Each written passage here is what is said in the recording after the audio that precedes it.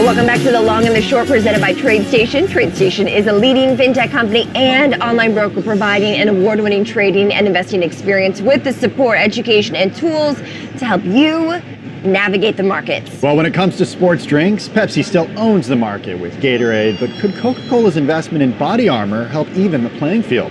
Joining us now is Rebecca Walser, president of Walser Wealth Management, and Chris Versace, chief investment officer at Tematica Research. Rebecca, let's start with you. So it does seem like the traditional beverage companies are expanding their portfolios, of course, as they've been doing for years, beyond sugary drinks. Pepsi just announced last week a deal to buy SodaStream, and as we mentioned, Coke just bought a minority stake in Body Armor. Is soda over? Is traditional soda just over? Yeah, no, I don't think we're going to get rid of our Coke anytime soon. You know, the thing is, Tim, what's happening here is you've got two headwinds that are facing soda companies like Pepsi and Coke. And that is, one, people want healthier choices. So you see Pepsi reaching out with SodaStream. You see them buying Bear Foods. You see them in the Sabra hummus. You know, you see them going Aquafina. So you see a lot of healthy choices that Pepsi's actually making here. And obviously they own Gatorade. I mean, that's the market winner. So Powerade, Coke has been trying to compete, but now we've got Coke trying to reach out. And the other headwind that they're facing too, Tim, is distribution channels. You know, we expect 70% of all groceries to be delivered via home delivery services. So I think Pepsi here with their acquisition of SodaStream is basically getting a distribution channel through the home as opposed to the retail store. Chris, we want to get your opinion here. Seltzer sales up 42% in the past 5 years, while U.S. soda consumption is at a 30-year low. That, according to the Beverage Digest. Do you think that the end of soda is upon us or not? The end of soda? No, I definitely see the accelerating shift towards what we call our clean living investment theme, where people are trying to get rid of sugar, get rid of trans fats, get rid of GMOs, that sort of thing.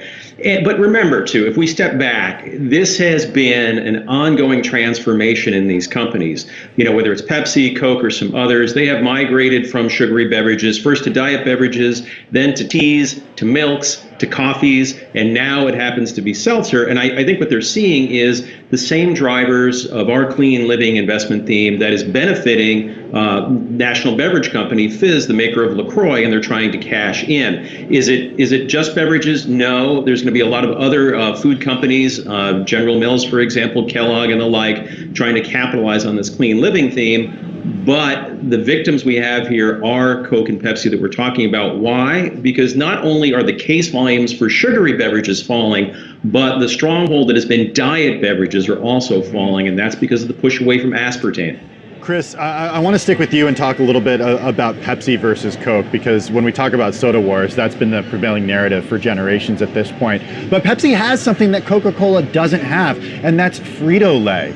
Does that mean that with this and SodaStream now, actually, does that mean that Pepsi is better insulated from this continuing shift away from sugary beverages than Coca-Cola is? Yeah, I think that's right. I think they're more insulated in part because of Frito-Lay. But the interesting thing about SodaStream is it actually portends a potential subscription business model for Pepsi for the flavorings. But don't count Coke out. Remember, they too are somewhat creative. You know, yes, you talk about the investment in Body Armor, but they are sampling a Dasani-free beverage machine that allows people to fill their water bottles with water and bubbly water. But if you want flavorings, no sugar though, you're going to have to pay for that. So don't count Coke out. They are pretty creative. But in the short term, Tim, I think you're right. I think Pepsi's got the leg up on this.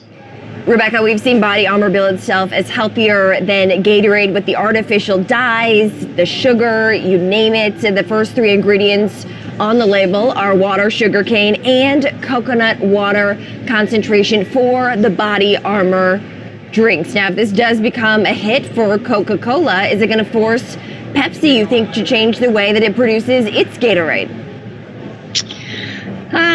We've seen some lighter, like the G2 versions of Gatorade. There's other things, but I think Coke is already taking on the whole thing. That's the thing that Coke and Pepsi are going to have to, they're realizing it and they're accepting it, and that's why you saw Coke, acquire Topo Chico last year, and their sales are up 30% this year, even though overall Coke sales are down in the first couple quarters of this year. So we can expect that Pepsi will continue to improve the different Gatorade options.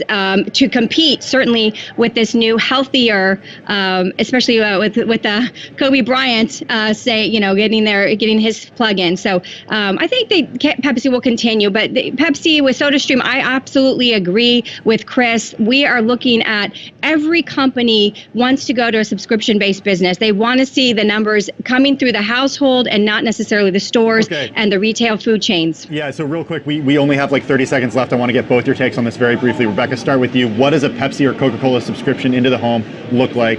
Right when she's done, Chris, you weigh in.